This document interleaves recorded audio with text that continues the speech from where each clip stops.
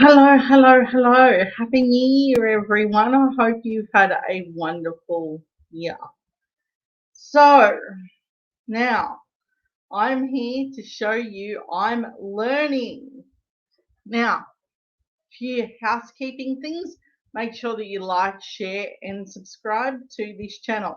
Secondly, yes, the time has come and I spent some time on my own with a few people who overseas to help me out, and it was amazing. So, kick this evening off. Let's show you what I've been up to. So, New Year's Eve was pretty big for everyone. I'm hoping it'll also result in a new government. It's been such a long time since I think we've really gotten any real accountability here. And it's disappointing to say the least, because I was kind of hoping and praying by now that more people would have realised the propaganda in the Murdoch papers and all around that this wasn't going great for the Scott Morrison cabinet. The resignations are coming in thick and fast, and there are sources that are pretty frightened right now. Now, I'm also sort of informed that this COVID outbreak is kind of by design. It's done to sort of distract from how awful a job Scott Morrison is doing, as well as a moment for him to pretend like he's our leader and that he's like doing all the best things that he can. And he'd rather just take photo ops anyway. He's not really about leading anything. But now to the part I have been alluding to. I learn things. So I'm going to show you what I've learned. If you've been with me since the beginning, you would know, oh my God, it was awful. There was not even a comparison to awful. I wish I could tell you guys that I was getting better. I kind of wasn't until I spent some time with people that do this regularly. So, remember when I said to you, I would learn more tricks than you? Asked and delivered. Now, watch this. Now, for our first story, I want to talk about Tic Toc. Tic Toc, just let me know if you can hear me really well. I don't really want to be having that play in the background of that, just so I know that I'm heard very well and everything is going well.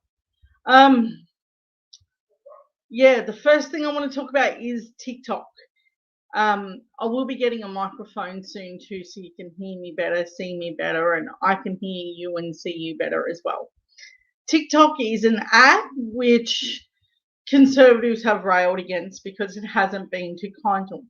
Turns out Scott Morrison has a Tic Toc. But it doesn't end there. The tea is still out. Turns out China now has a response to that. Check it out. Okay.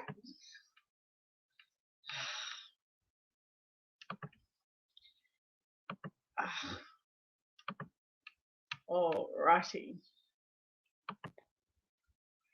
Is that working?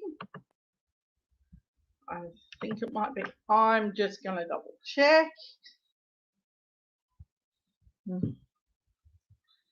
Okay. Of that, just so I know that I'm. Yes. So looks like it is working. This is a new thing that I've learned.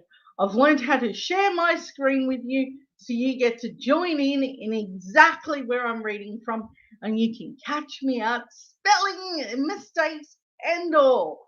So buckle up, guys. This is going to be a fun ride. Okay. ScoMo joined Tic Toc. Now, we all knew that the guy was a little bit of a photo opportunist, but Tic Toc, did he really join it, or did he make sure that you couldn't comment? Ah, that's what he did. Made sure you couldn't comment. Nothing like a conservative joining a platform where you cannot say anything to him. Yes, that's right. I'm rightfully informed by my daughter. You cannot comment on his TikToks. I do not know how this app works, but incredibly, I don't need to. I have teenagers. Aren't they amazing? Okay, now that the sharing screen part has begun, watch this. Is it on the 150 like I planned? Yes. Okay, this was all teed up and ready to go. It's been an accidental star of TikTok for months, and now Scott Morrison has joined the controversial Chinese-owned social media platform, uploading a selfie video with a family pet dog buddy. But of course, when Albo shows that he can be quite popular in having his pet showings. So he does a lot of showing the puppy dogs that he's met along the way, plus his own. So that's gotten a lot of traction. Scott Morrison doesn't like that. That's so. Do not think that this isn't by design. It absolutely is. So last year, the Prime Minister criticized the video sharing app, much like he does everything. Like, I bet you now he gets around in an electric vehicle with totally subsidized living underneath the taxpayer, and yet he'll tell, old age pensioners that they shouldn't rely on it. Meanwhile, he relies on it, and he definitely will when he leaves office. So he's one of them, don't do as I do as I say kind of men. Okay. With the younger audience warning Australians, it connects right back to China. Oh, like Murdoch connects right back to massive propaganda. Gee, I can't really tell. What's the difference between China and Australia in terms of propaganda? Yeah, sure. The moment you type in Tiananmen Square, you can't get onto a Chinese app. But really, look at the comments that we leave on Facebook, and they're automatically banning you if you criticize a LMP person. So go on, show me the difference. I'd be interested to just, I don't know, scope that one out. Okay. During the 2020, federal government directed intelligence agencies to investigate whether TikTok, which harvests amounts of data, posed by a security threat to Australia. Well, Cambridge Analytica proved that it could do much the same thing. Notice you never really mentioned that little gold mine. Of course, why would you? I mean, it's Scott Morrison. He's not going to be honest about anything. Analysts long warn that ByteDance, the Chinese company which owns TikTok, may be forced to share information that it gathers on its users with authorities in Beijing. Former President Donald Trump attempted to ban the platform. Trump didn't want to ban it for anything other than the fact that it just wasn't nice to him. There were several times where people would see that Trump would have a live gathering, one of his rallies.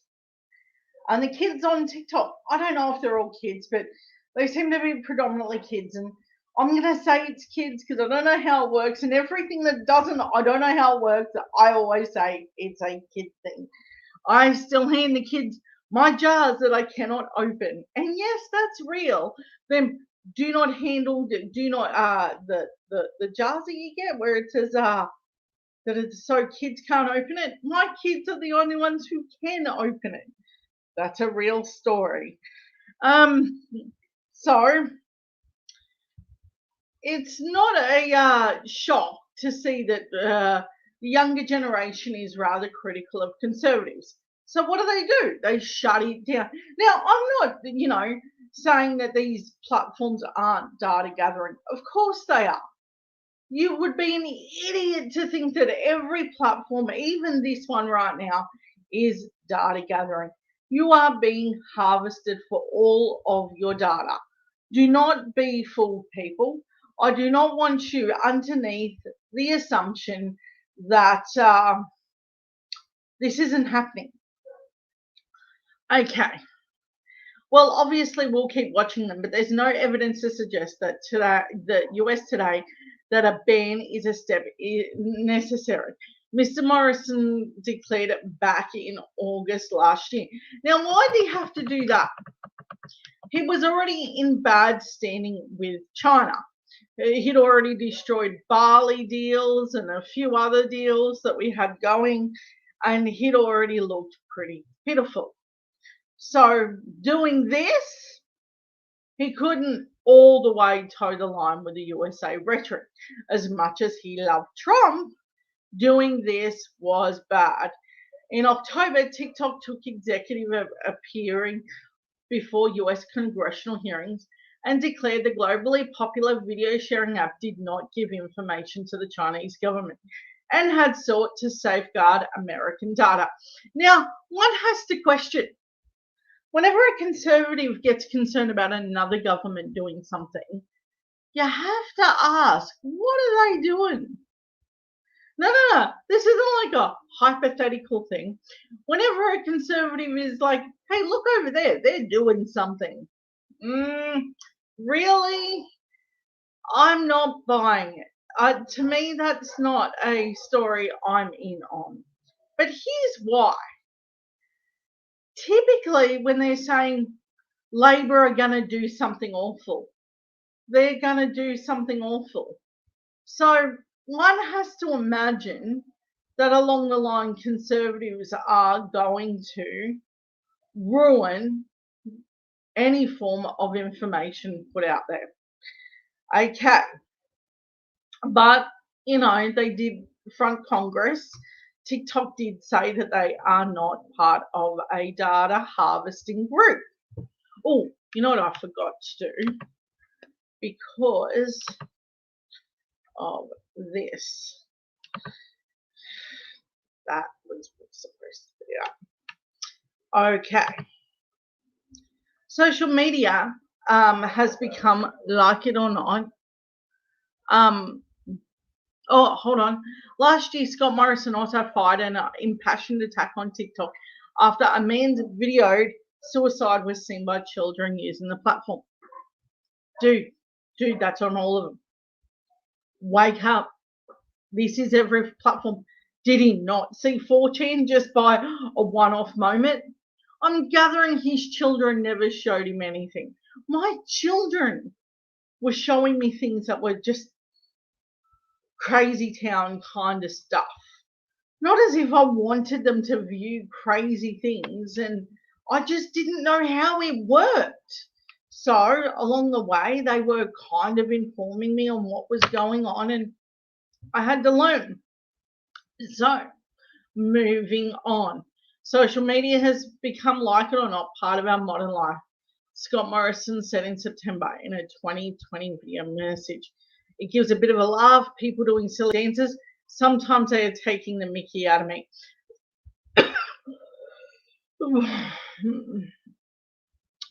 Okay. So he acknowledges that this platform does take the mickey out of him. Why does he admit that? Because that's why he turned commenting off. See, isn't that very China-esque to turn off the comments?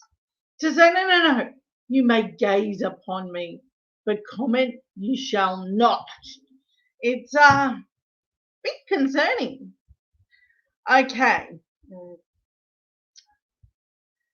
But there is a serious concern with a serious side. And what happens with social media, we saw that with a disgraceful video that uploaded on TikTok. Despite some previous criticisms, The Prime Minister opened up his own official TikTok account on Christmas Eve with the handle PM ScoMo and has so far uploaded 2 video messages for the festive season. G'day TikTok, Merry Christmas from me and the butter and all of our family.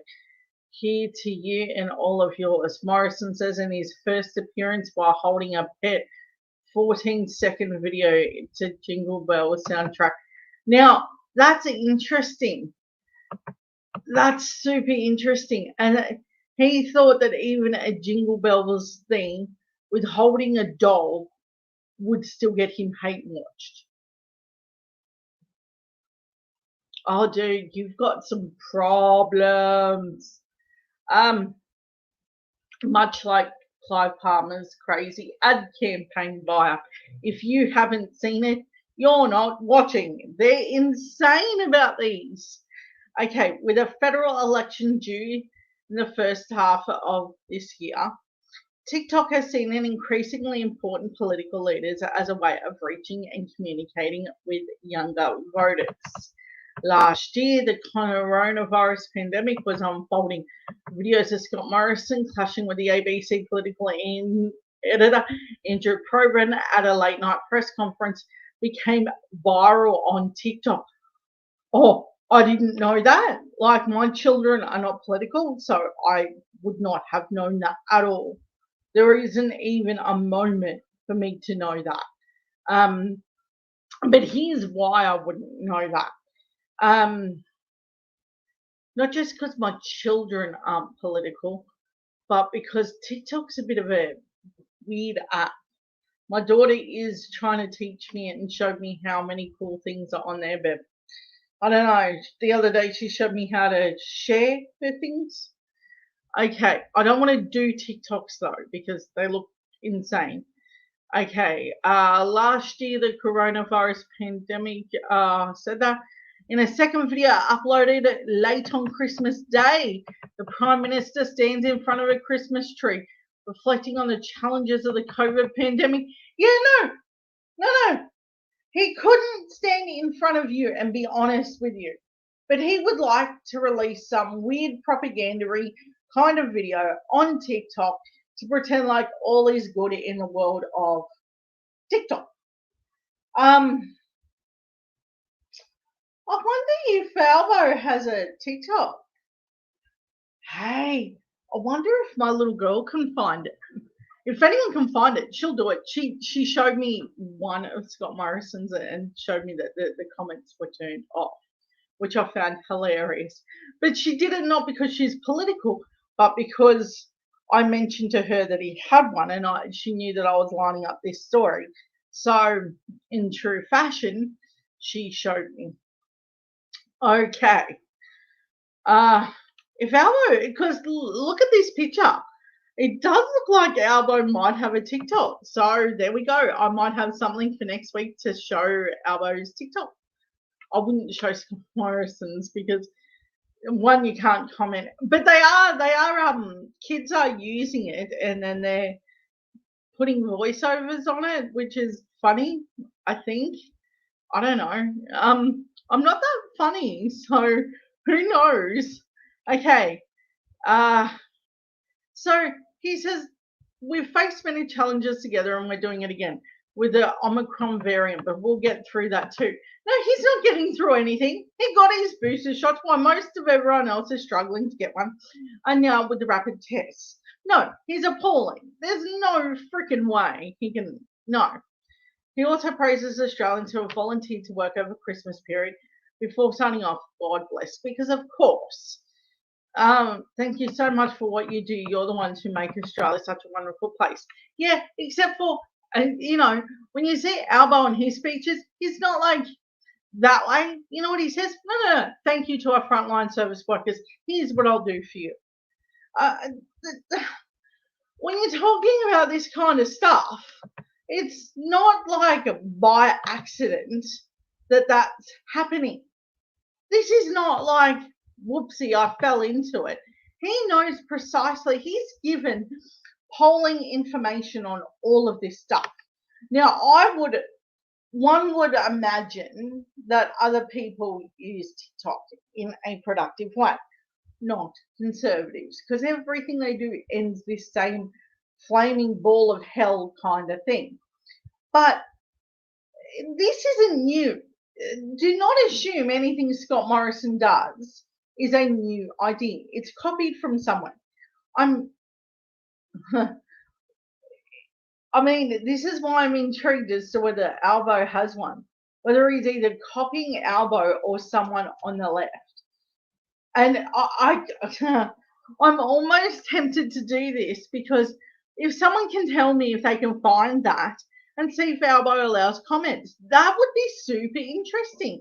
Tell me you're not a little bit intrigued now to see if Albo be like, you know what, say whatever you want, whether you like me or not. And then Scott Morrison's like, nope, full dictator mode. Don't even. So that's a super interesting dynamic. Tell me you're not intrigued by that one. That's interesting. But I digress. There's more on the TikTok saga. Okay. I have been dying to show you that I can do magic tricks and no one has made a comment. Damn you. Okay. I have magic tricks. All right. So now China has a few things to say about the stance with Beijing has taken a swipe at Prime Minister Scott Morrison for joining the controversial Chinese-owned social media platform TikTok, accusing him of double standards and selectively using the rules. Mr. Morrison made a TikTok and has gained more than 33,000 followers. From what I understand, that's quite low. No. TikTok is like big, like huge, insane. A family member of mine has it, and they have like thousands that watch, like well past Scott Morrison. Okay. Mr. Morrison made TikTok debut Christmas Eve, but his newly created account comes after he warned Australians to be careful about the platform. Oh, something happened, and you can bet it's my fault. Okay.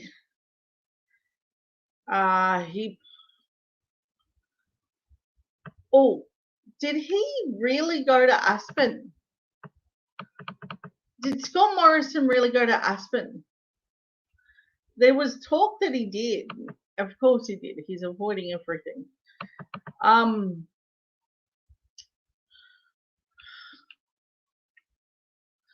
I need to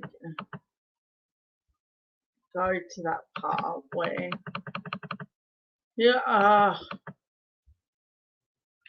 Mr. Morrison was speaking at the Aspen Security Forum in August last year when he ruled out banning the popular app that urged caution.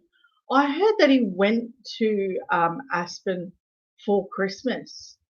That was rumored. No source has actually come to me and said, you know what, he was overseas, because he did seem relatively quiet. I don't know if you've seen him, but he was like uber quiet. And I was like, he went on holidays, didn't he? And that was when it first came up. I can't prove any of it, but it'd be interesting to know if he did go to Aspen. To everyone out there who's helping volunteering, thank you for what you do. Okay. I want to get to the good part where the Chinese government, says bad things about him, because that's funny. After a reported investigation that there was nothing to... Yeah, I touch things. Okay. Of course I touch things. I don't know what all this is. Yeah, there was no real big dirt on that one. Said that there was nothing to point towards. See, it's not unusual for China to say, you know what, you've gone too far. People should know that the line concept connects right back to China, and they should exercise their own judgment on it, and should participate in those things or not. But, I mean, this comes down to, are you really ready for Scott Morrison to be dictating what you watch and don't watch? So I'm not. You shouldn't be either. Scott Morrison's behaviour is gross. And I don't want you under any illusion that this is something that should be taken seriously. Whenever the Prime Minister is giving you a warning, remember it's a warning against something he's up to. So, no, I don't take anything he says seriously. It's really hard. So, next up, COVID-19. Now, I don't know how close many people have been following, but I noticed that the news has significantly dropped, particularly since the inception of Omicron. There is a perception that it's not as bad. I would argue differently because I've seen sick people. It's not something I'd want to mess with. I'm not a smoker, I don't drink, and I don't, but I do have comorbidities. So I'm not going to screw around with a deadly transmissible virus. But Prime Minister seems to take a different approach. He's not taking it so seriously. So here's what we got with old ScoMo. This is never a great moment with him. Okay, so Scott Morrison has made a dig at South Australia, Western Australia over their stance on COVID-19 booster shots. Remember, South Australia is a Liberal red state right now. So if he's going after it, this was done super duper quietly. This really didn't make huge headlines. Why? Because attacking South Australia was not really on the to-do list. But nevertheless, he's distancing himself from the crap show that he thinks is going on in those states. He couldn't be further from the truth. These states are following the signs, which says a lot for Scott Morrison. He can't handle that. He took away any financial support and made sure that they were left struggling. But in Scott Morrison true form, he has to make sure you're the one feeling the pain because he's an idiot. And I mean, this isn't new. Okay, both states have mandated their third jabs for health workers, WA even making it a requirement for some industries too. Yeah, because that's what good government does. It mandates its way out of a deadly pandemic. Why would that be weird, Scott Morrison? You made it weird. You're the Prime Minister. If you want to win an election, pro tip, don't kill the people, idiot. Okay. But the Prime Minister Thursday appeared to be at loggerheads with both states. Just because someone becomes eligible for a booster doesn't mean that if they have not had their booster, by that day they are overdue, he said. Yeah, because he's already got his and he knows that supply is low. So what's he doing about the supply being low? He's attacking the states for saying we need supply, and he can't fill the shoes properly. Everything he touches turns to crap. Everything. From the beginning of the pandemic to way beforehand when he did with RoboDare, Tourism Australia, everything that man touches is awful. Okay. That something's being peddled out there which is not accurate. It's not true. Why would he say that? You become eligible from a particular date, and from that date we encourage people to go ahead and get their booster shots. To suggest that someone has not had their booster by that day, they're somehow overdue is false. Oh, this would be if you are like what he's doing is being deliberately obtuse about the whole. I want to say so much more. He's being an idiot about something that he has not taken the time to learn about. Okay, WA was the first jurisdiction to mandate the third dose. It covers industries including aged care, health quarantine staff, mining, and essential workers. Gee, sounds so totalitarian. He's an idiot. Of course, they mandated people dealing with old people and then fly in, fly out workers because remote Aboriginal communities are hesitant for a very good bloody reason to get the vaccine because we experimented on them. We were cruel mongrels. So if they're hesitant, give them time. Damn idiots. Premier Mark McGowan said at the time he also expected to eventually extend the mandate to anyone wanting to attend events such as sport and concerts. I just rolled up for WA again, Mark McGowan said it's time to get my third dose. We know the third dose is important in providing against the new Omicron variant. And there is a picture of Mark McGowan getting shot.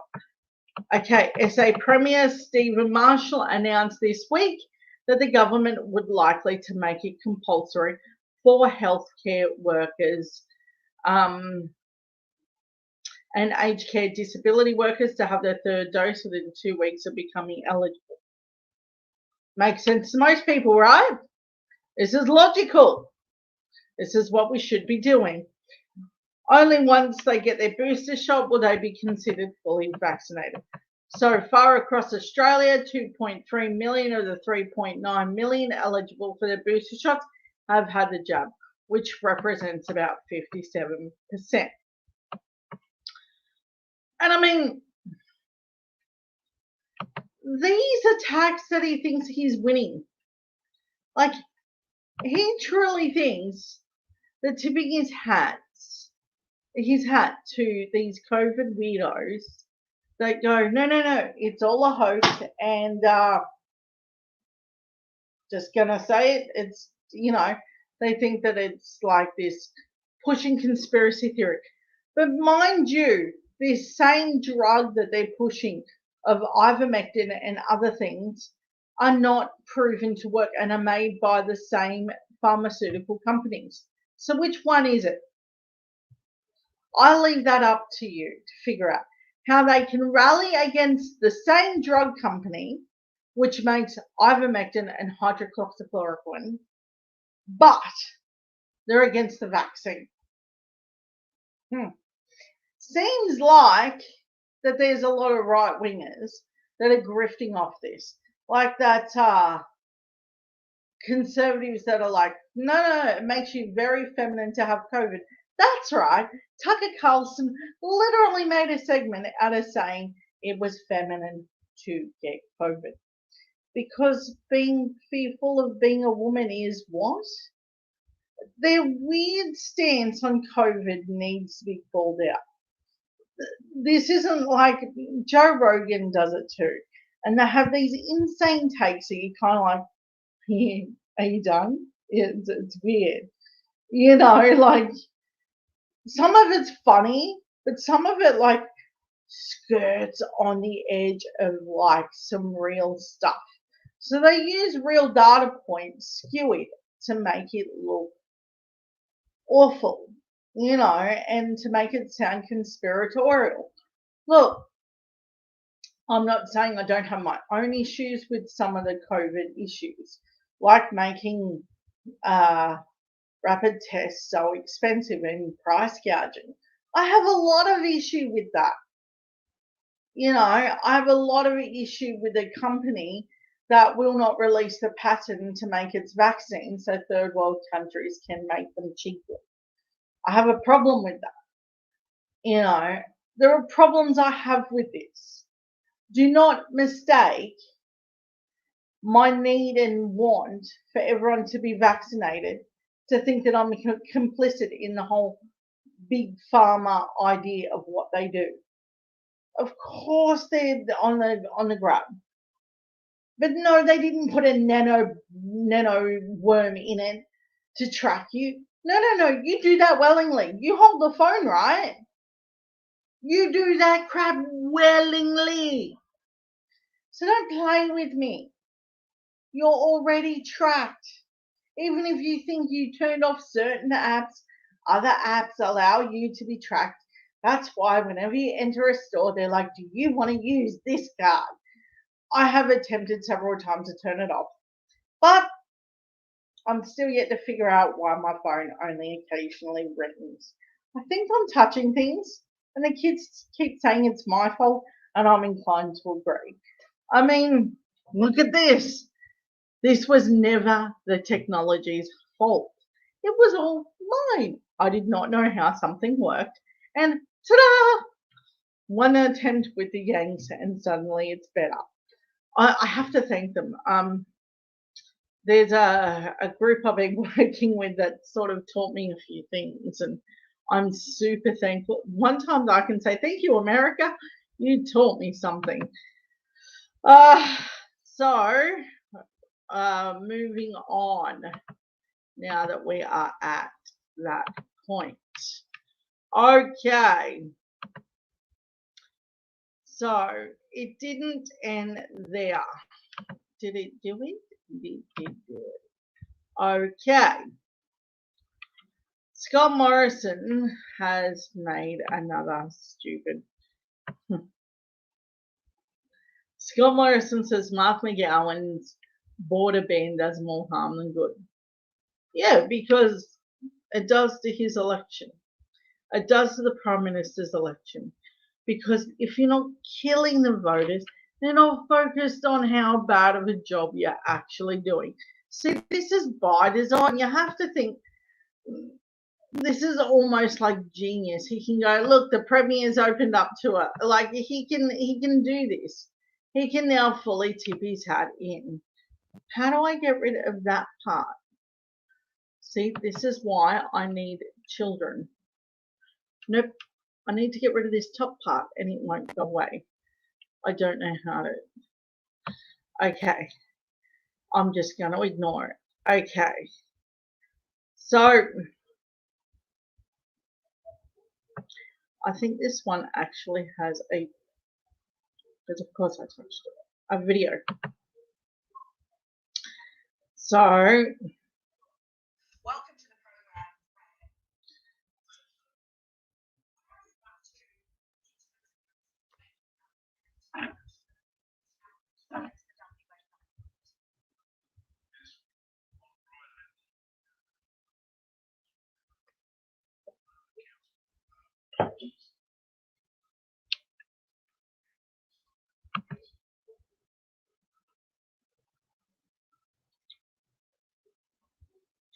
I remember when they did this and they lost.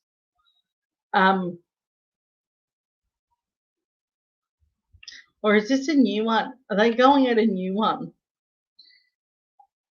Of course, because fighting the government is what they do. Clive Palmer already lost a suit against them, and Shari Markson is like as right wing as it gets. But I digress.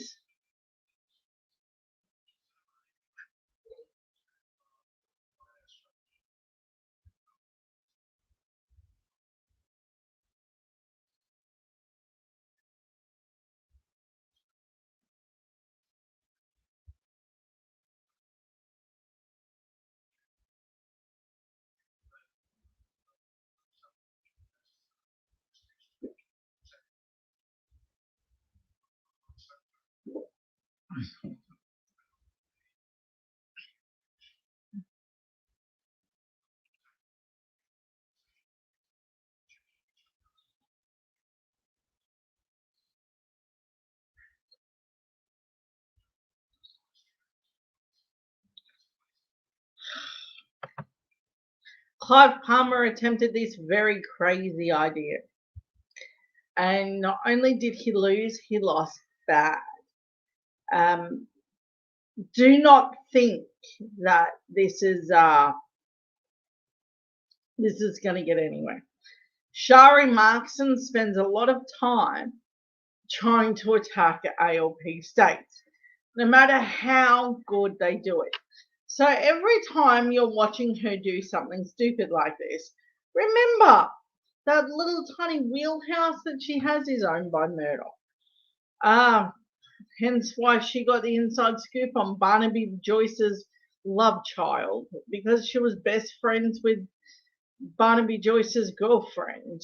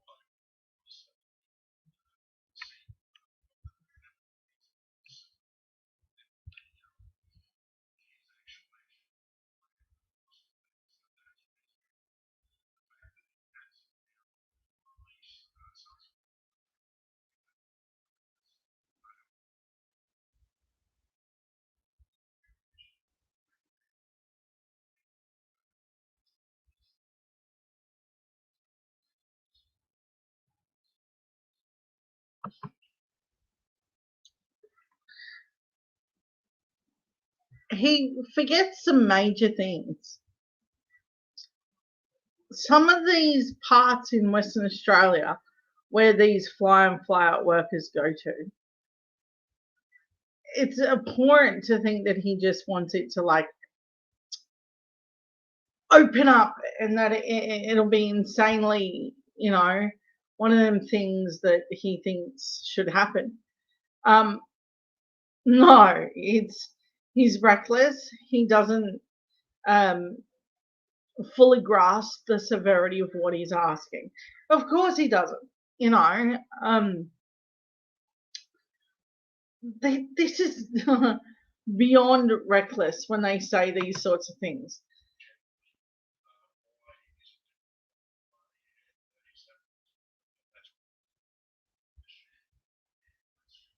Assuming.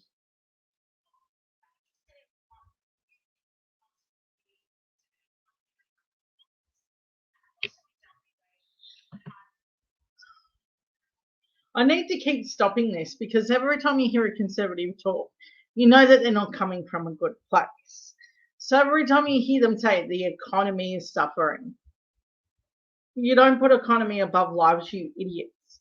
Shari fails to mention that part. She fails to mention that this is just before Omicron took over. She fails to mention that Delta was the biggest strain and it was very deadly. So, idiots, idiots.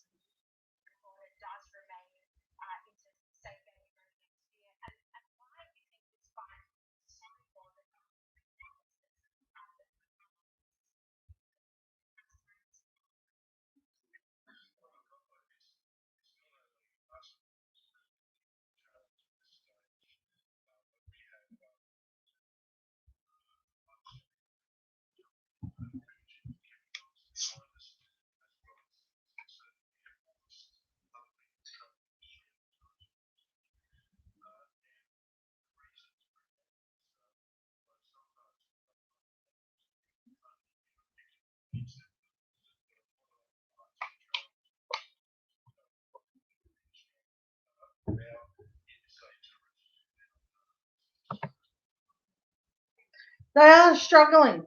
I'll hand him that. It's a true statement.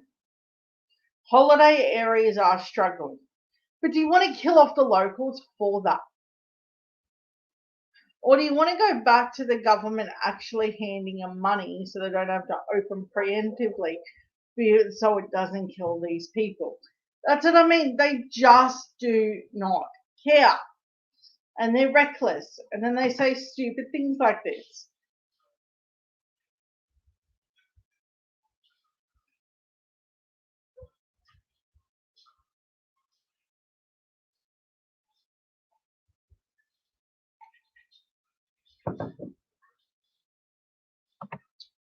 Speak nothing of the deaths, speak nothing of the destruction. Don't talk about the US crisis and how they thought that opening up was such a great idea. Don't mention the nearly 800,000 that you're going to reach and get there. These people are so freaking grimy. Notice they don't mention the risks of COVID. Not once. Not a once. They're idiots.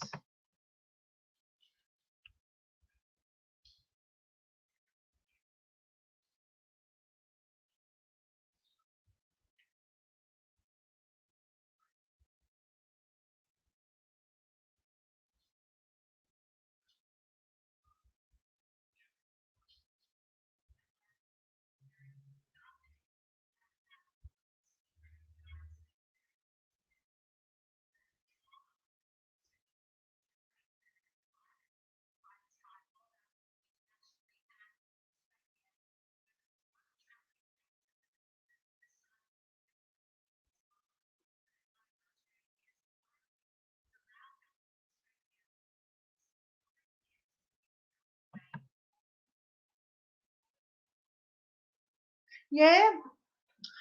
Okay. Let's take the Shari Markson approach. Let's just let them all do it. Unvaccinated, just roll on in. Yeah, no, not one word about the death toll. Not one word about the Aboriginal communities at risk. See how the Murdoch entity runs itself. It's reckless. It doesn't care about how it conducts itself. They just do not care. So if, for instance, they started killing people, they would have attacked Mark McGowan anyway. So if it had a death toll, they would have attacked him. If they had stopped people from going, they would have attacked him. Say which way they were going to attack Mark McGowan. Mark McGowan chose lives over their stupid rants.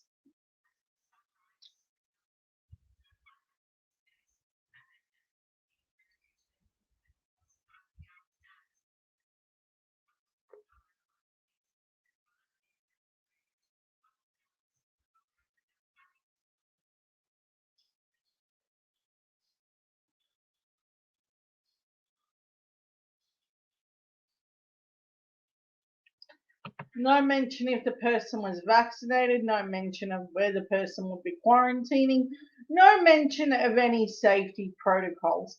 And it's just about to end. See, they're freaking irresponsible.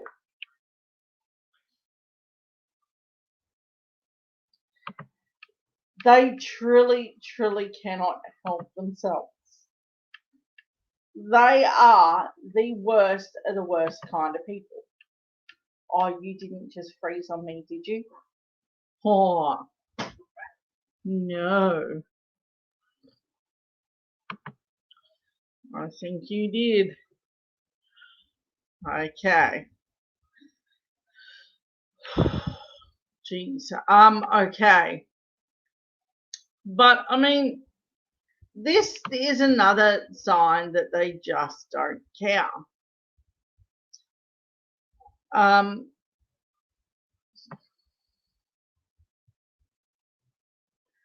see, here's his take on it. Listen to this, right? Once you hit that, Morrison told reporters that once you hit the 80% threshold, there is scientifically backed position which says that you can take the next step. And the advice we have from Secretary Treasury, yeah, because that sounds like a doctor. The advice we have from Secretary of Treasury from Dr. Kennedy is once you get over 80%, actually, I thought it was 90, and you keep things locked down, you are doing more harm than good to your economy. No talk of death, no talk of how difficult it would be, no talk of stealing vaccines from other states to boost his golden state, New South Wales. Disgusting. It is appalling that we're still having this conversation. Okay. Yeah. Uh, the Prime Minister's lashing is just another headache from Mark McGowan, who is being threatened with a fresh legal challenge over his border plan. He added that the vaccine mandate made his legal push different to the one brought by mining magnate Clive Palmer. Federal government decided that between 70 and 80% of the 16-year-olds who were vaccinated, that's reasonable. The states open up their borders, the flight centre boss said. I mean, didn't the LNP have a deal with a buddy that was connected to one of these flight agencies? I cannot remember the name. I don't think it was Flight Centre, but they did have a deal. If you remember it, let me know. It's a sign that they're not really interested in anything good. Meanwhile, the WAAMA President Andrew Miller told the ABC that he was dumbfounded by the legal challenge. We've seen New South Wales and Victoria be smashed with lockdowns and have their hospital system in chaos. And a lot of people have died in that time. And it's something that the West Australians have managed to avoid. And they even avoided a mask mandate through this. This wasn't just smart management. It showed that they were serious about it. Which I'm not against the mask mandate. Don't think that I am. But they even managed to avoid that a lot longer than anyone else. I honestly think the WA government has done really, really well in that. But we have no taste of going through unnecessary death, disease, and illness, and businesses collapse, as has been seen in the communities in New South Wales and Victoria. We just want the vaccine levels you have in the eastern suburbs of Sydney to be thought out throughout Western Australia before we endanger our population. Sounds reasonable, not to a conservative, because anything you do in a conservative's mind is a bad idea, and this is what they do. Now we're going to talk about the rapid antigen test. Now, if you haven't seen the mass gouging of this, oh boy, you're about to be schooled on what they're doing. So many European countries make these free. In fact, there is a company in Queensland making them. So chances are by now that you've heard about the handy thing called a rapid antigen test, more affectionately known as the RAT. I don't know if you can see this. I'm going to increase the thingy on it. Oh, I click something. Now watch it go awful. Shh, don't tell the kids. They will yell at me. I do feel like the kid now. I don't feel like the adult in my household anymore. Don't touch it. Every time I touch something. Chances are, but you've not, oh, geez, they swear and everything. You may not have heard their latest beep up in a mighty long list of Morrison government failures. The pedestrian is pretty full on about this. Okay, oh, they have a video. Hey, I touched something. Don't tell. You tell and you're coming down with me.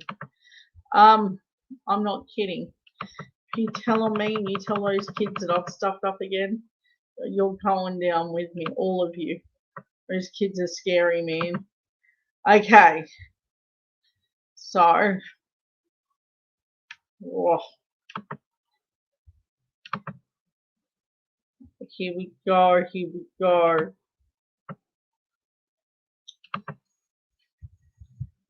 Oh, nope, this isn't the video I thought it was.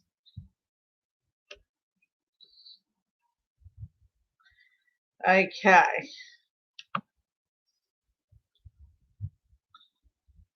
According to the Daily Mail, the Chemist Warehouse and Priceline have sold out of rapid antigen tests in multiple stores across the country, including online, Basically, they're more sought after than toilet paper in uh, than what it was in 2020.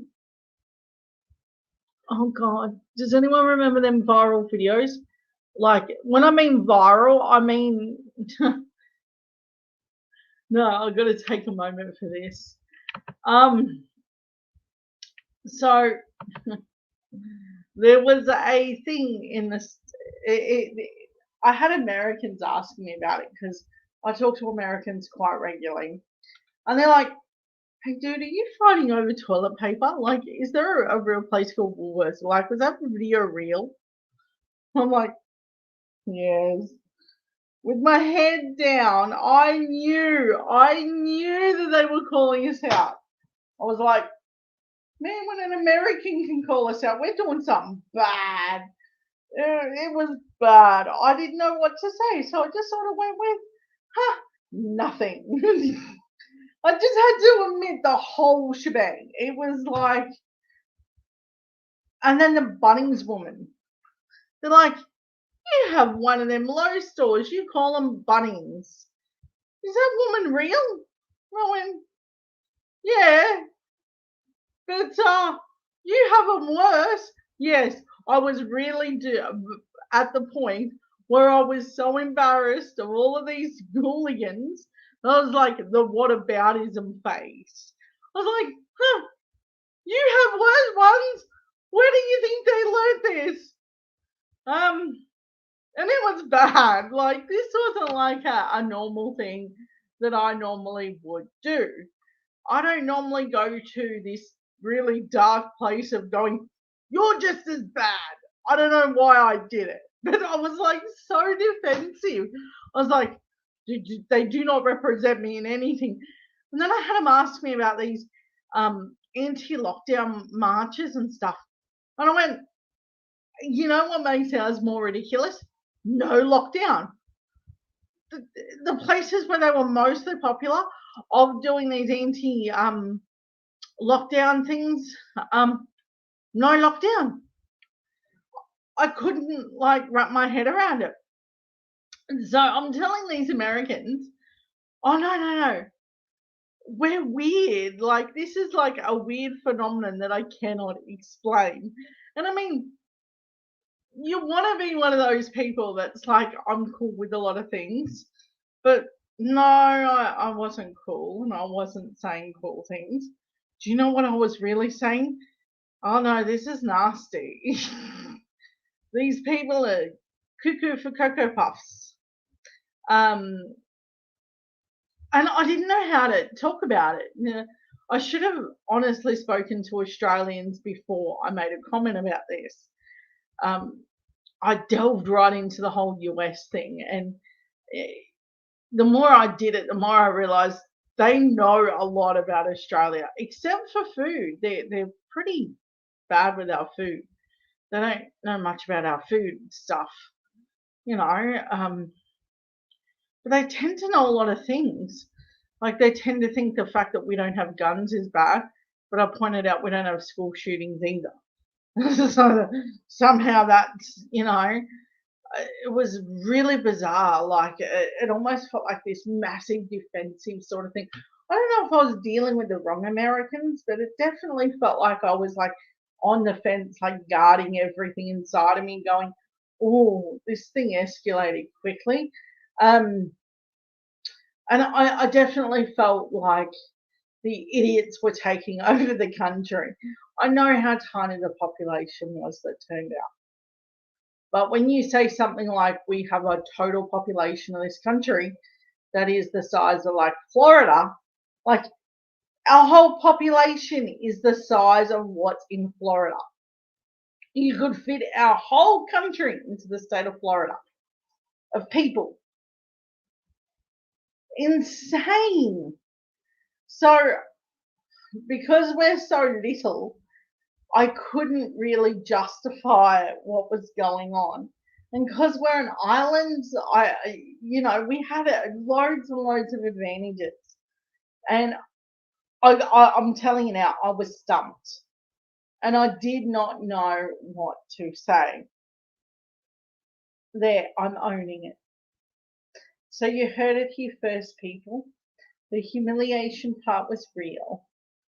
So that's what you get when you deal with the Yanks. Some of them were very lovely, don't get me wrong, and they helped me out a lot. Look, I'm doing things. So I did get a lot of help, but I've digressed enough, and let's get back to the sharing of the screen. Okay. The inaccessibility combined with the fact that a pack of 5 tests costs $50. So for that's $10 a pack. The wealthy among us are granted the privileged position, while the rest of us have to fight for vital pieces of the equipment that should be free. Now remember, we've paid for these to be made. I don't understand how they're not free. I can't think of a good reason why they're not free. They are in European countries. We've seen the country divided into two halves, with the military response in the Western Sydney cases earlier this year, with the affluent northern beaches able to be close to their home and relax. Hell, there were even think pieces related to how those of us from Western Sydney were leading the anti-vax movement because we can't think for ourselves. Now as we approach 2022, it looked like nothing has changed, separating being formed between those of us with money and a spare average person, accessibility scarce, rapid tests, antigen tests has a price attached to it, and it isn't exactly cheap. For anyone, this is Jonathan Brown. For anyone following along, Australia's approach to living with COVID seems to be all is well off the Australians. Buy up the rapid antigen test from pharmacies so they can party on their annual leave. On low incomes that can't afford access to the test as they work Christmas. The real insanity is South Australia outlawing rapid antigen tests, lateral flow tests. Honestly, what it also make them free, government supplied. Singapore, NZ, and other nations are giving out free masks, rapid antigen tests, and many people can't afford to buy them. Australia should be doing the same. Booster shots should be added to the vaccine experience. Yeah, because we don't really know when the proper supply of booster shots will be available. New Zealand and Singapore are two nations that are routinely giving out free face masks and rapid antigen tests, which is ultimately how Australians should as well. The rapid antigen tests are outlawed in South Australia, while Western Australia there's a legislative disaster around getting them into pharmacies. In other states like New South Wales and Victoria, on the other hand, residents have to fork out money for the test.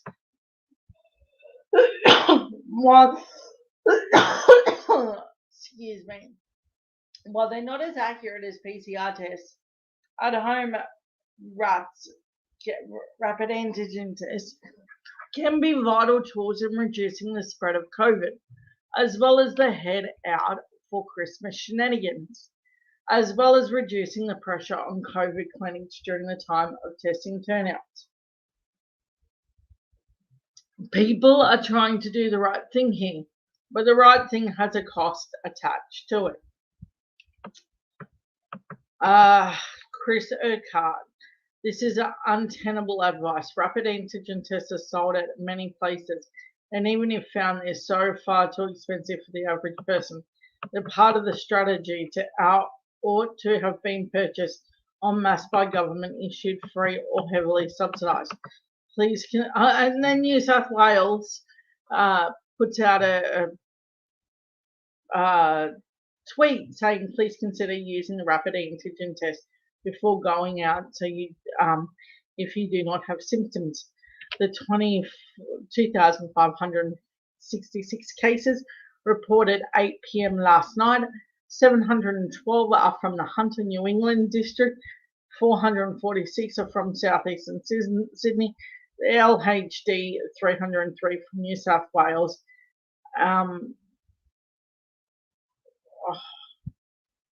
From southern Sydney LHD, sorry. But that's interesting because one of the concerns I have about the rapid antigen test is how are you going to know if someone gets a positive test? Right now, with the government running these tests, there's no hiding from a positive test case. If you're doing it yourself, you don't have to tell people if that's positive, do you? That's a concern that people hadn't thought of. Why do they have to tell you? What proof do you need to show? I don't know. It just seems a little bit dodgy. All of a sudden, they've got the hottest number.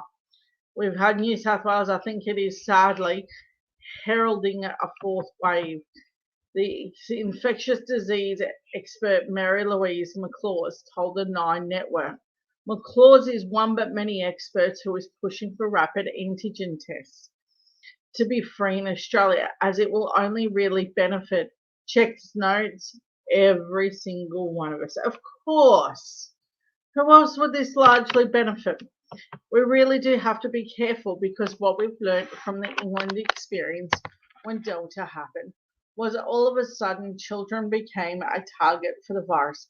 And this is exactly what is happening again. But hey, at least folks online are rallying behind the idea of free RATs for all.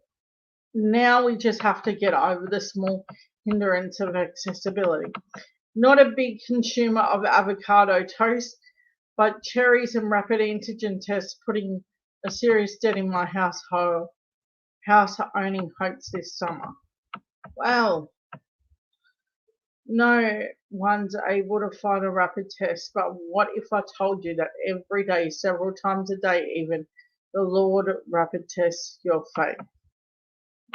Okay. Make rapid antigen tests free. Heavily subsidize them or stop encouraging us to fight each other over a limited supply. That's a really good point. That's a really, really good point for a few reasons. I really, really want to stop and absorb that because there is so much in that. This COVID approach seems to be now. I have a feeling that the last what's the meeting called where all of the premiers get together?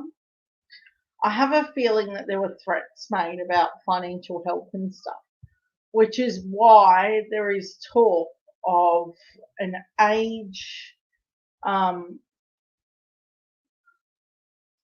If you read the age, there's a article there that talks about whether Dean Andrews is following the science. And apparently they've got this inside source saying that they're not. Look, I do not have a source saying whether they are or they aren't. But I can tell you this. It wouldn't surprise me if Scott Morrison threatened Queensland and New South Wales with not helping them. Why do I say that? Because this is how they operate. They are shady as anything. Do not be under the illusion that these people are in it for any good purposes. Now, what do I mean when I say that?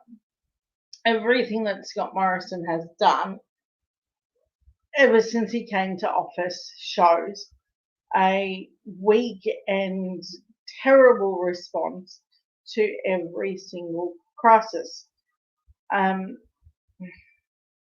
Whether it be financial, whether it be a bushfire, or a literal pandemic. Now, this holds several keys in the road for all of us. We have an opportunity to do something good. quite often than not, the bad comes out in these moments. I remember at the start of COVID, people were like serenading one another and um, doing things for one another that seemed really, really nice, and people were helping out neighbors and dropping off groceries. All of that quickly subsided, didn't it? You no longer hear about these COVID safe parties that are happening. You no longer hear about protecting the elderly or helping them out, with some groceries being dropped off. You don't hear about financial support for those that are struggling. And you hear about if you need to arrive at a hospital for any reason that you're left in a waiting room because the hospitals are filling up in some states. Now, none of this looks good for those states that are now seeing an overwhelming problem in their hospitals. But it goes a little bit more insidious than that. Largely, what's filling up these hospitals at this point is the unvaccinated. So we have people with like heart attacks and broken appendages and all sorts that are seriously having some problem getting some help. We have children even refused parents being able to be having full access, like both parents at the same time, to their children in some hospital wards because they're concerned about the spread of COVID. Now, it didn't have to be like this. We could have maintained the distance and gotten over this. But the Prime Minister had to have his little fix. If you ask me, he's after a death wish because you're going to focus in on that closer to the election. And who's going to blame him? We don't know what he threatened the states with. And so far, it's been the states' call. And the states haven't come out to say what they were threatened with. I'm hearing rumblings that they were, but I can't go on any official record to say that that happened. I would like to. Oh, hell yeah. I would like to be the first one to say someone was harmed, or told not to say something in this process. Not necessarily harmed, like physically, but emotionally, like distraught over this. I really think that this approach has shown the recklessness of the Morrison government. But this is an interesting stance. If he takes this position and thinks that Australians won't notice, I have news for Scott Morrison. We noticed. And if he did go away to Aspen during these Christmas holidays, I think we noticed that too. This is another sign that he's not prepared to do anything responsible. But, we have time to help him see that this isn't what we wanted. I'm hoping that the rapid antigen test will become free like every other European nation is trying to do.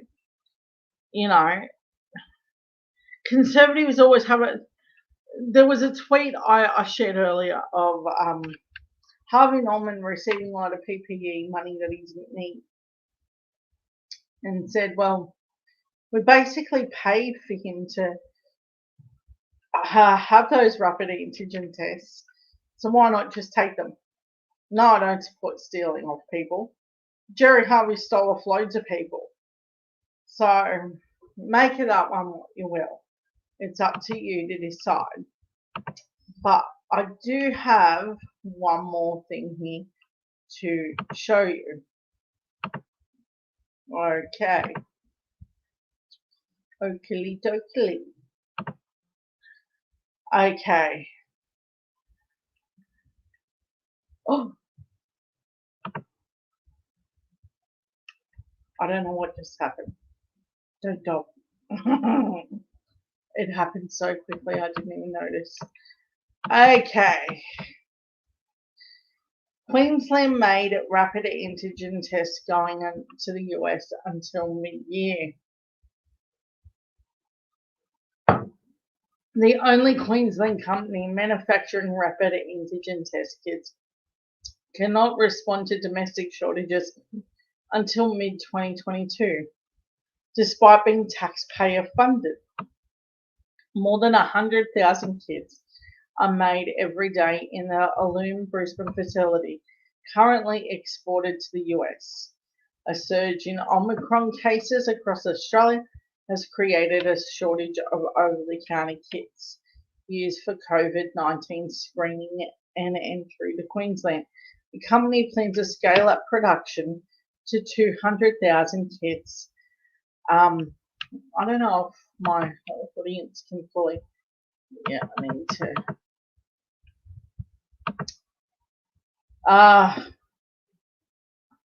A surge in Omicron cases across Australia has created a shortage of over-the-counter kits used for COVID-19 screening and entry to Queensland.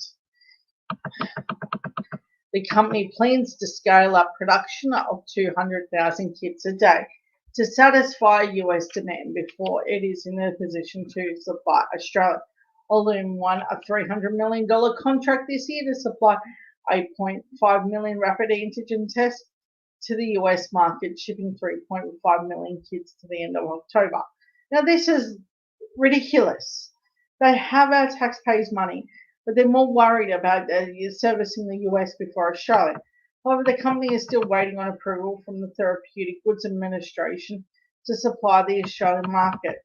Founder Sean Parsons earlier this month told Bloomberg Australian markets would not receive Allume kits until mid-2022. The company expects to lodge its TGA submission early in the year. Now, why wouldn't they do that before him? That seems like this company decided we'll put our hands in both honeypots and we'll give the honeypot to the bigger US. In the immediate term, the demand for the product is enormous. Dr. Parsons said, our focus right now is on the US only. We would love to see the product come to Australia, but that won't be until the middle of the year earliest. What do you mean come to Australia? It's here. You're sending it overseas. Like, the way that you're talking about it is if it was never here, as if it's not being made here. It's the company made its first shipment to the US in January. Plans to open factory the company made its first shipment in the US in January and plans to open a factory there next year. In May 2020, Queensland government paid.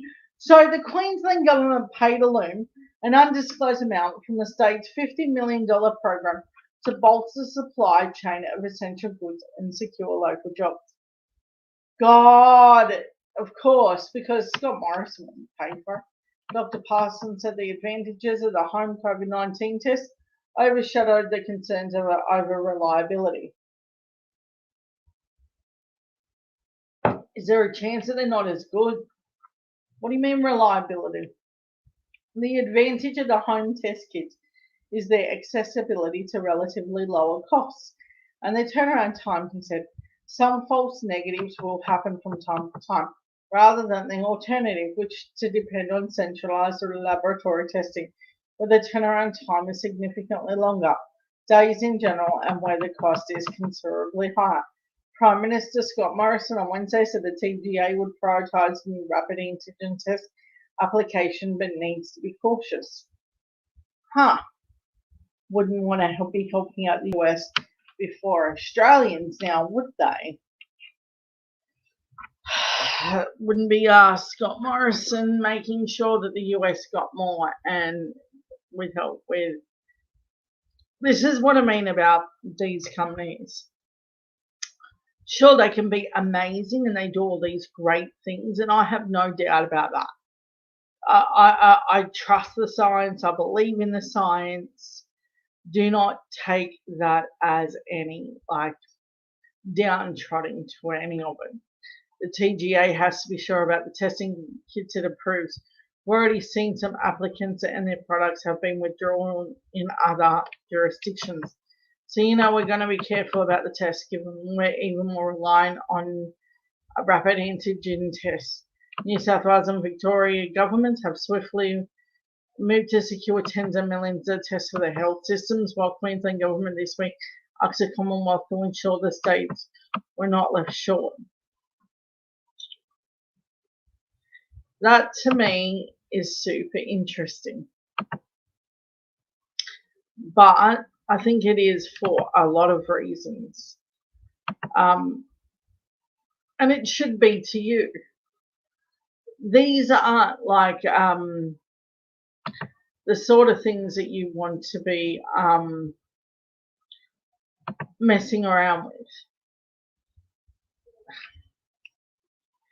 It's really, really dangerous for our country to be messing around in COVID testing. I mean, have a look at what happened with AstraZeneca.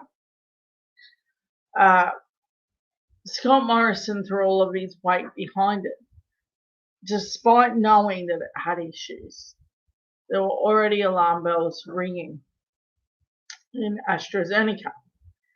Now, if you have a look at the timeline of that, it wasn't like hidden how bad his angle was.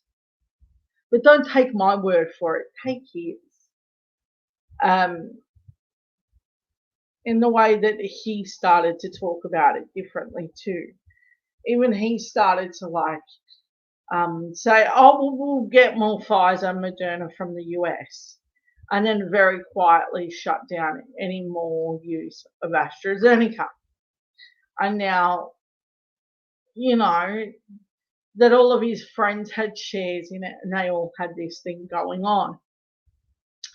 So I'm not shocked that they were irresponsible in talking about this pandemic. If you're shocked, I think that you haven't been paying attention. It's another stain on our political system when a government puts their own financial needs of. That's why he didn't secure enough Pfizer and everything else, because his buddies had money in AstraZeneca. He was offered that. He was offered the better ones. But why didn't he take him? Because his buddies had this weird thing going on with AstraZeneca. That's the thing about these anti-vaxxer groups, is that it gives them credibility too when they start carrying on like turkeys and rolling around in the streets, because it makes them sound like what they're saying is valid. And it's not. It's absolutely not. There is an entity that is bought out. Pharmaceutical companies for decades have been doing things that isn't great. For instance, take talcum powder. We all put it on our baby's bottom, and now we find out that there's a good chance that Johnson & Johnson possibly had dangerous levels of chemicals that they shouldn't have had in them. These aren't new. I'm glad that we know now, but I definitely raised my children with talcum powder on their bottom. I did it. I'm not even going to lie about it. So these companies do have a long way to secure hope for a lot of people. Do not be under the illusion that these companies are going to wake up and be responsible. That's not what they do. They are never going to be responsible. So we have a TGA that is non-political, shouldn't be, and says what you can and can't put on the market. Now, that science is solid. They're not going to let quackery rule the day, which makes any point that the anti-vaxxers have invalid. Now, They used legitimate claims about the experiments done to the Aboriginal community. Now, the reason I talk about this and debunk it piece by piece is because it regularly comes up. Because it didn't just happen here, it happened in the US. They used their indigenous communities, the Native American Indians, to do something very similar. Turns out this was a worldwide thing. You found the people that originally had this land and you started doing terrible things to them. And, so when they're hesitant, it's not shocking. But you know what else doesn't help it? Big companies telling you that they're going to supply the US chain above us, even though they're made right here. That is pure greed. I understand right now that they can't until they're passed with the TGA, but why didn't they seek that approval long beforehand? But then again, reading that article, it also stated that there might be a fair few false positives or false negatives. Whatever your approach is, this can't be great. And I cannot stress that this is a very, very serious topic. And we have another year with COVID. I never ever thought that I would be interested in infectious diseases or talking about it or making it a public PDA style mode. I never ever thought that I would be on a public broadcasting thing saying, hey, you probably should get vaccinated.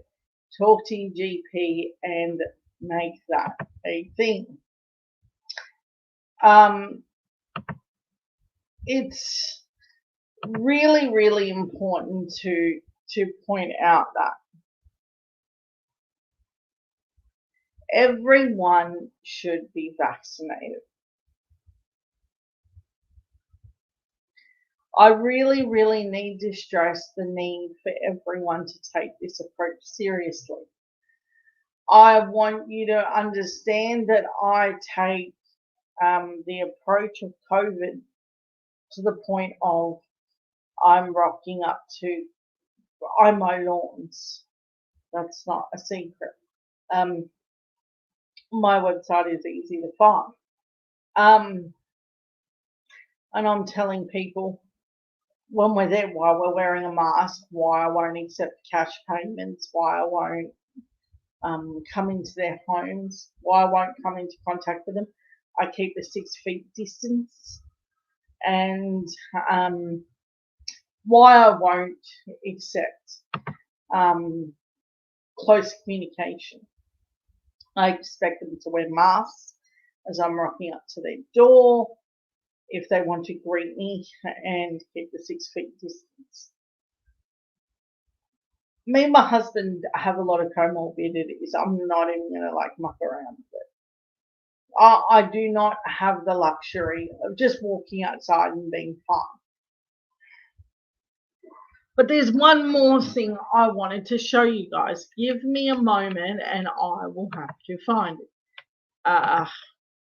Because I couldn't fit it on my tab show because it went full.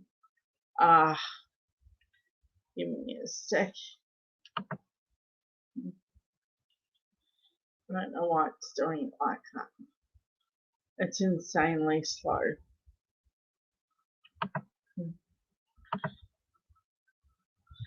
Okay. So,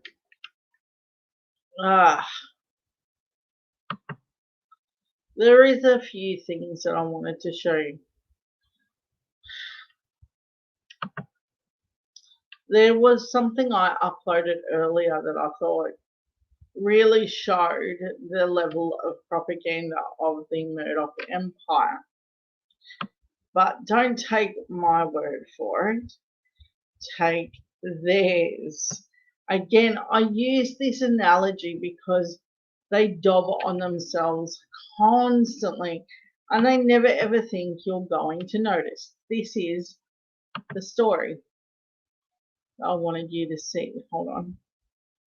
When my internet decides to be good. Okay, I'm going to share my screen and we are going to do the magic trick that I've just learned. And isn't everyone proud of me? So, did that work? I think it did. Okay.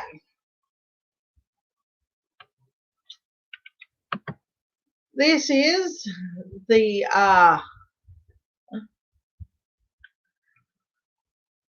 Pyongyang headline.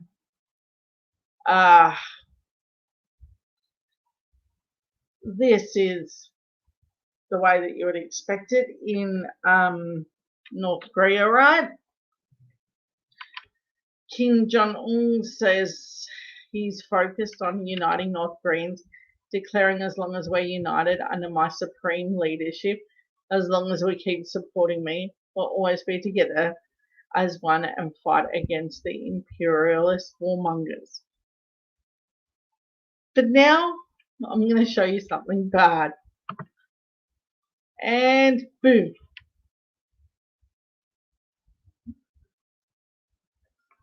You see that?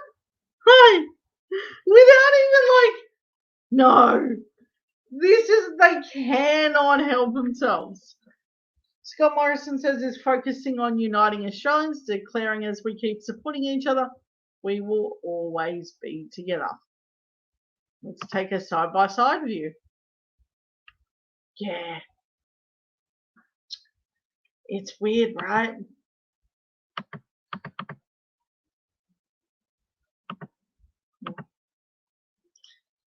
It's really weird. Oh, I clicked it. Damn it. I'm terrible. I'm a terrible human. You look at it and you're like, no way. They were this bold. They really like lent into this 110%. And they're serious. They're not mucking around. What do you do with that? This level of propaganda is out of this world. And we take this as like, seems normal to me. Are you kidding me? We normalize this stuff and that's bad. Nothing good can come from that. Nothing. Nothing. But that's not the only sort of story I found like this.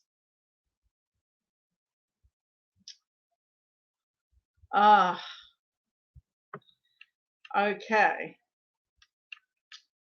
I need to go back a little. Of course I do. Because I clicked on it way too far. As I'm teeing up this next part. I mean, isn't it incredible how much we think that we have this fair and balanced media? Granted, that was one paper, but I mean, the Daily Mail is no different. We have to be kidding ourselves. They pimp up these people like they're to be trusted, and it's just flat out wrong. Okay, give me a sec. I'm having a look for this other story. I really, really wish I had room to keep them all up. This story here, if is super interesting. Okay.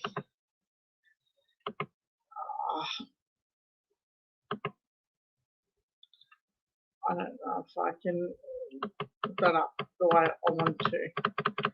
Hold on. We will see. Just give me a moment. I swear I'm getting there. This is what happens when you're not exactly ready for this. I really wish I had been able to line up that whole thing. Okay.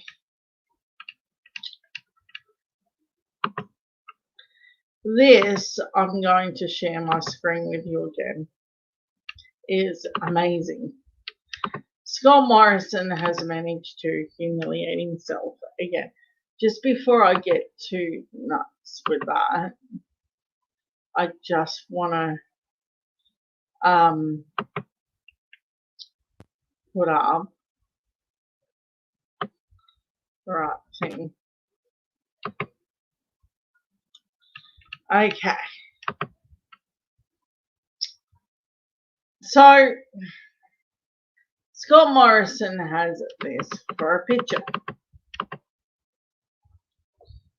Sure, I'm not fazed about the picture.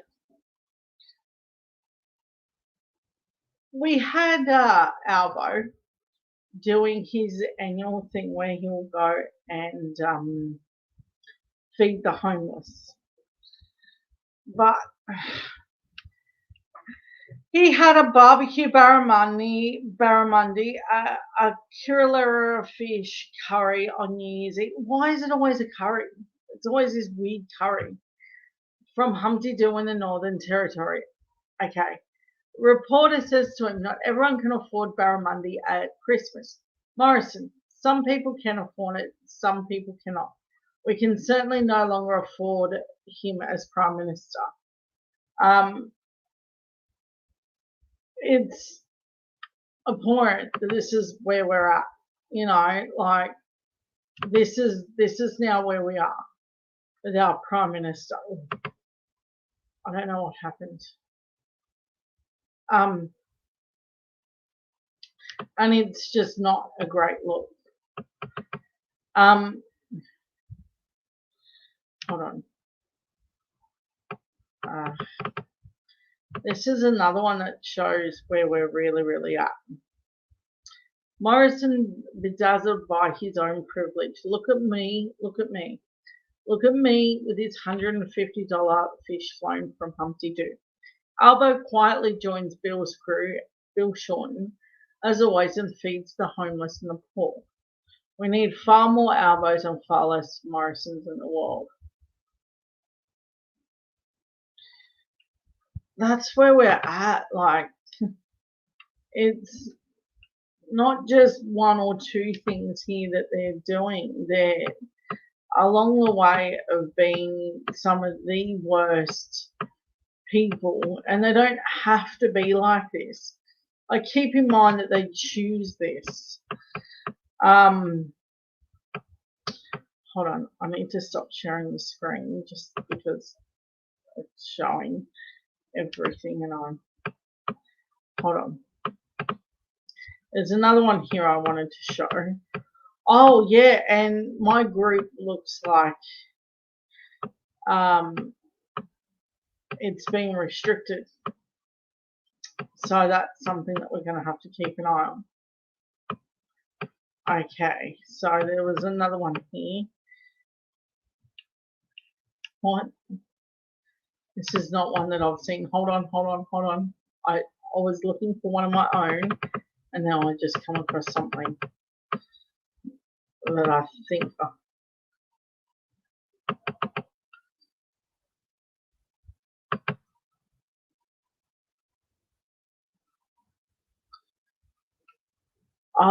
This could be super interesting.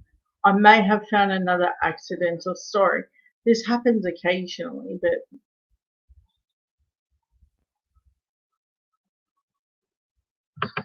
okay.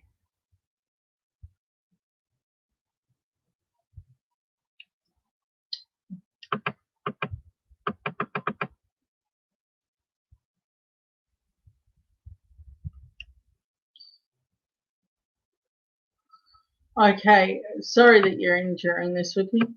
Okay, I didn't realize I'd end up talking about this, but I just found something when I was looking for something else, and this is interesting. I didn't think this is where I'd be going with this. Okay.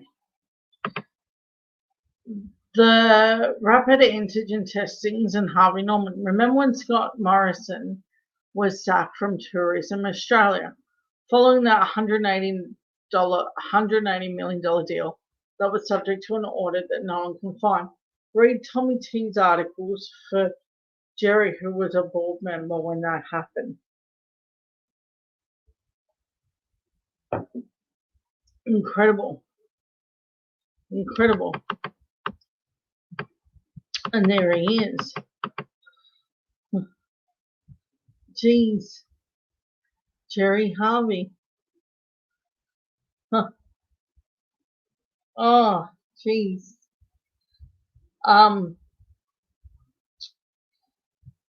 There we go. But the Tourism Australia thing has not gone away for Scott Morrison. Scott Morrison was sacked as Managing Director of Tourism Australia in 2006, with a year left to run on his contract for 14 years. The reason for the sacking has remained one of the best kept secrets in Parliament. Now, FOI documents accessed by Tommy T reveal that the PM either lied about the critical probability report on numerous government departments and agencies, but are also incompetent that all of them together coincidentally, jointly, and severally lost it. What did I touch? I touched something.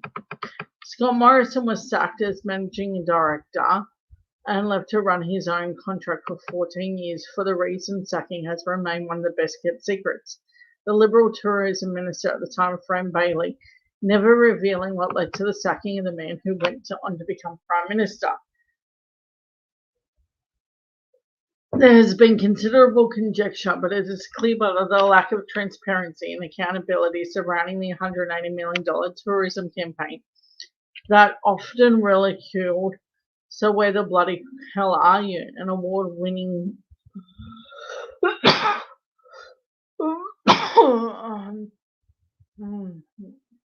so and awarding a contract to MNC's played a key part.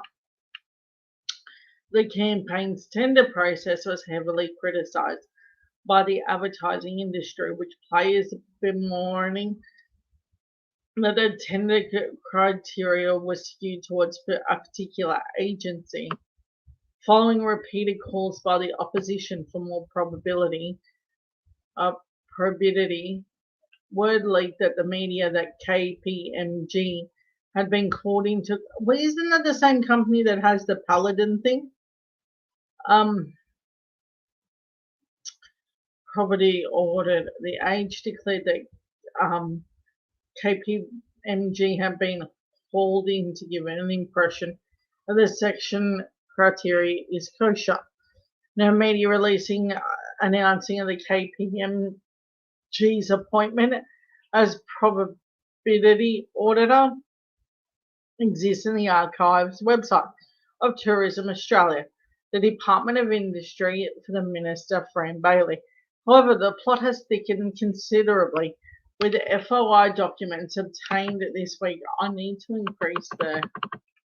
Okay. No media release announcing, however, the plot has thickened considerably with FOI documents obtained by this week's Michael West Media, revealing that the probity report supposedly conducted by KPMG, a report that Scott Morrison repeatedly used to shield himself from attacks over the awarding of the $180 million contracts, which cannot be found anywhere. Everything like this from Robodebt, like it all goes back to him. All of these rots are the same. Moreover, Tourism Australia was unable to find any emails, briefings, or documentation associated with the probity audit of the MNC Saatchi contract, what Morrison told the Senate. That's going to be interesting. Morrison, in his role as Managing Director of Tourism Australia, told the Senate estimates on November 2, 2005, The KPMG probity audit was an internal document that had been provided to the board. I am there as the usual provisions for making requests for those type of documents. Morrison said that he had taken on notice to request and provide a report subsequently, and he said the report is considered commercial in confidence. The same month, the Senate committee looking into the report also requested that Tourism Australia table the KPMG report. Tourism Australia on 25th of November 2005 responded. Tourism Australia requested internal auditors to undertake a review of the tender evaluation processes to assist the board with their review of recommendation to be received from management. The report is considered to be commercial in confidence. Michael West Media contacted KPMG numerous government agencies to hunt down the mysterious reports, but it can't be found. This leaves us with two possibilities. Numerous government agencies and department officials either misplaced, lost, or misfiled or destroyed the key documents associated with it. $180 million advertising spends of the money, or two, the documents never existed and Scott Morrison concorded its existence, thereby lying to the Senate. Estimates as a Senate inquiry more than justified the grounds to explain his shocking sacking. The search of the report from KPMG advised that Michael West Media did not comment on the client deliverables. However, it added, this reference goes back to many years, and while we can confirm we have provided the services of Tourism Australia, we cannot confirm we completed the report. KPMG advised Michael West Media to approach Tourism Australia. Michael West Media then lodged numerous Freedom of Information requests at the government department seeking access to the probity report.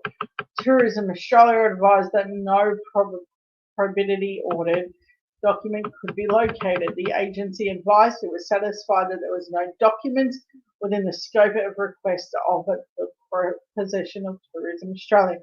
Tourism Australia even contacted the National Archives of Australia, to which confirmed no such a document exists in archives. A subsequent FOI seeking all briefings of emails and tender documentation with the probity audit drew further blanks. The only records that Tourism Australia found and dealt with KPMG's appointment in February 2005 as Tourism Australia's internal auditors for a 12-month period, and that Board of Tourism Australia was informed of appointments in 2005. The Department of Industry. The Industries Department, after a thorough search, refused an FOI request on the basis that the document could not be found. The minister puts her foot down. The MNC Satashi contract term was 3 years but had been reviewed annually. Tourism Australia tender process fell behind schedule, meaning that by the time it was finalised, Minister Fran Bailey was virtually shoehorned into signing off on the first tranche of the contract. If she had not done so, Tourism Australia would have no internal marketing presence in 2005-2006. Due to the significant criticism of awarding the contract, Bailey demanded greater accountability to the second tranche of negotiations. She wrote a blistering letter to Tourism Australia on the 29th of June 2006, seeking reassurance of the copies of the internal assessments. I need to be reassured that the taxpayer is receiving value for money with those substantial investments. I understand that internal evaluation of performance is underway at the moment, but I will not complete until mid-July. I also understand that there is no independent evaluation as yet being undertaken. In order for me to take a properly informed decision on the contract's full disclosure, full 2006-2007 financial year, I request Tourism Australia provide me by the 31st of August 2006 a full completed internal assessment of the contracts of with MNC, Satashi and Kara. An assessment completed by, now I'm sure it's funny listening to me try and pronounce those very funny words. If you weren't laughing, you probably didn't notice my bugger up. But I'm pretty sure it was funny for everyone else. An assessment completed by an independent expert on whether or not the creative media buying activities for 2005-2006 represented value for money. The detailed mechanisms instituted by Tourism Australia to manage the contract from 2006-2007, particularly how Tourism Australia will ensure purchases made by MNC Satashi and Carrot represent a value for the taxpayer's dollar. Given that Bailey wanted the independent evaluations with 2 months, it came as a surprise when 4 weeks later Tim Fisher, Tourism Australia's chairman, announced that Morrison would be departing the organisation, having been sacked. National Audit confirmed that the document was never was. The tender process of the $880 million contract was the subject of 8 internal and external reviews. One conducted by the Australian National Audit Office in 2008, 3 years after the contract was awarded, 2 years after Mr. Morrison was sacked. The audit did not reference KPMG's probability report, and indeed the ANAO found that no probability advisor was engaged in the creative development and media procurement success for bidders. MNC, Satashi, and Karat, retrospectively. Tourism Australia told ANAO no probability inquiries were undertaken for those procurements as part of the requests and tender processes. As part of the evaluation for the processes for the tender, ANAO states a probability advisor was appointed. Following the intervention of the Department, Prime Minister, Cabinet, Bailey has raised concerns about the tender process with DPMNC and the role of the however, the role was filed internally by Tourism Australia manager and not at arm's length organisation. The ANAO was highly critical of the scathing tender process run by Tourism Australia when Scott Morrison was in charge of finding other things. A lack of transparency involving evaluating tenders. See, this is how they do it. This is how Robodebt and everything else started.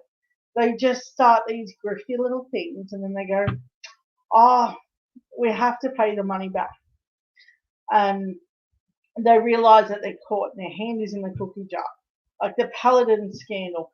I would like to know what happened to the Great Barrier Reef Fund.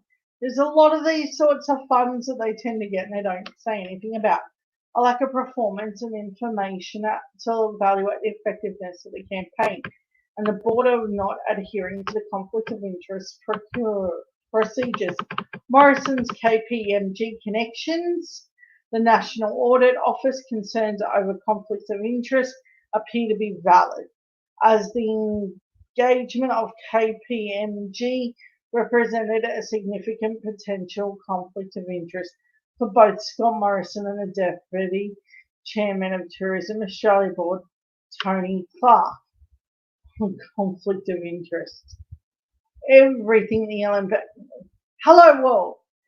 You know, before when I was like, wait, Flight Centre's suing West Australia. Hello world. That's the one. You know what? It always happens. You think about something else, something just smacks at you. Hello world. They did this scam where one of the LNP people was connected to Hello World. I don't even know if that company's still around, but I remember him handing like these huge contracts for them. And that's another one, Hello World. Take a look at that one. That's super interesting. Morrison had a short-lived stint in 2000 at KPMG Consulting, although this is not listed on his parliamentary biography. What? Why not? There's got to be a story behind that one. No. There's got to be. I want to know the down low on that one.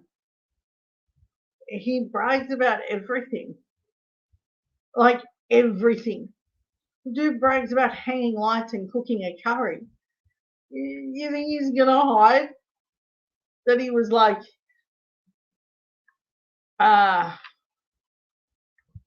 he was part of a consulting firm, but archived on internet records show that he worked for KPMG's tourism leisure division.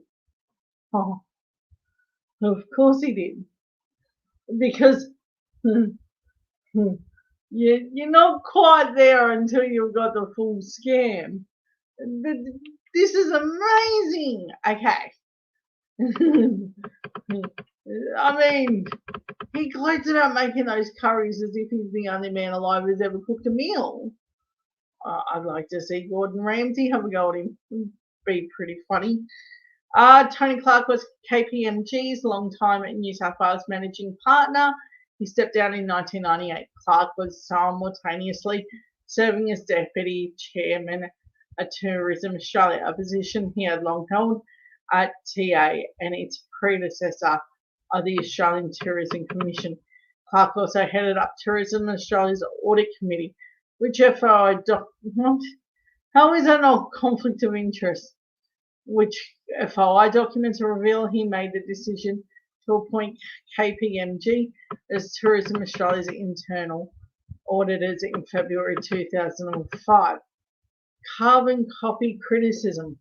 What a National Audit Office found was a carbon copy of the criticisms in 1999.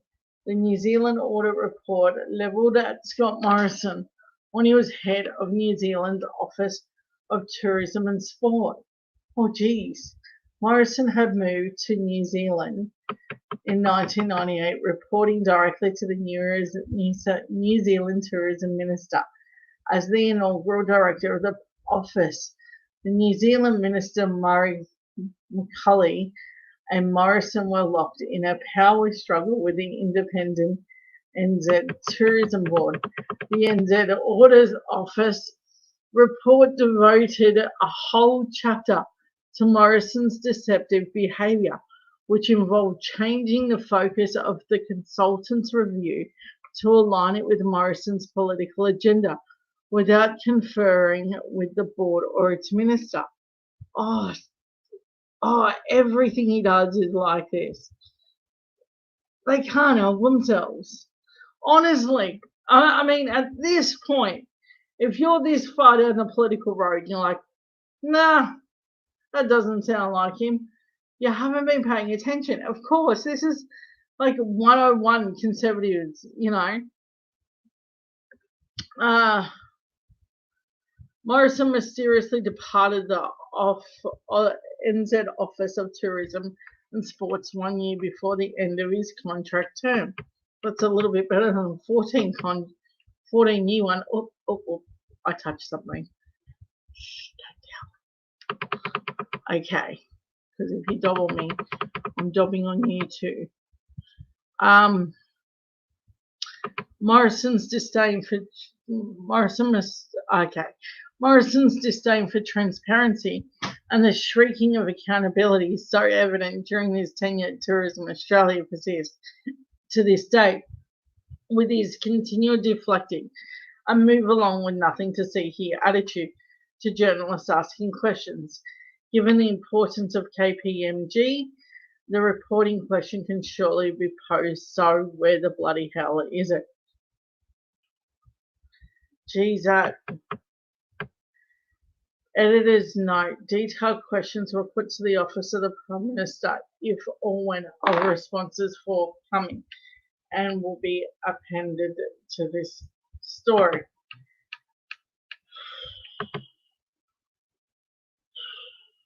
That was big. That was big.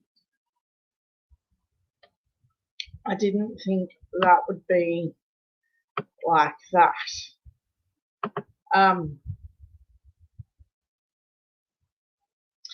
Yeah, I didn't think that's what we would be dealing with. That's insane, right?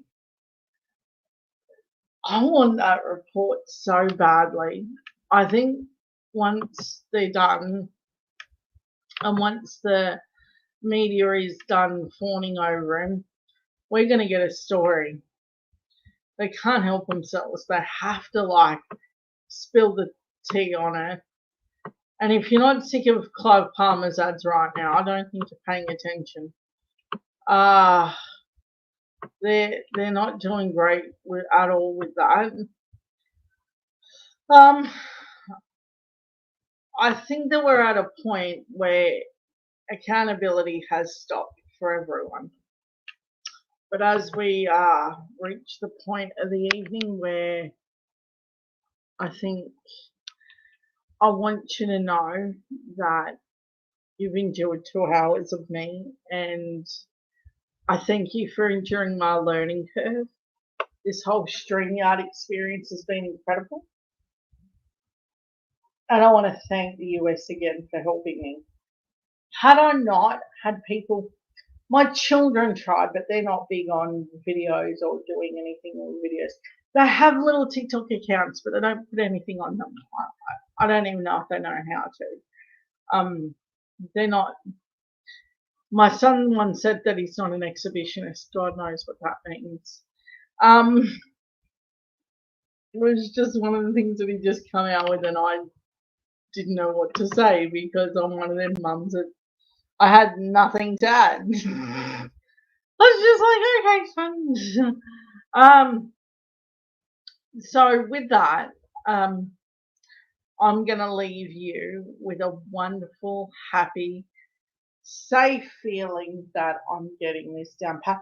Hey, at any point, drop a comment in any of the stream, and I will catch it to see what I can improve. I would also like it if people actually wanted to come up and discuss some issues with me, because I think that will be super duper important. I think I'm gonna have to start dropping the link in the Facebook chat, and I think we're gonna have to really kick this thing off, because I think what you say is more important than what I'm saying. I'm just the face behind this, and it's not a good one either. So with that, I want to say thank you for enduring this time with me, and I will see you next week, same time, same place, for This Week in Politics, starting 7 p.m. New South Wales time, and hoping, and at 6 p.m. for Queenslanders. I don't know what it is all around the country. I'm no good at time. Don't ask me. And if you do ask me, I'm gonna get it wrong. Trust me, my teenagers will tell you I will get it wrong. I'm no longer the adult in my household, I'm certain. All right, have fun, guys. Bye. Hope you had a great New Year's. Leave a comment in the comment section.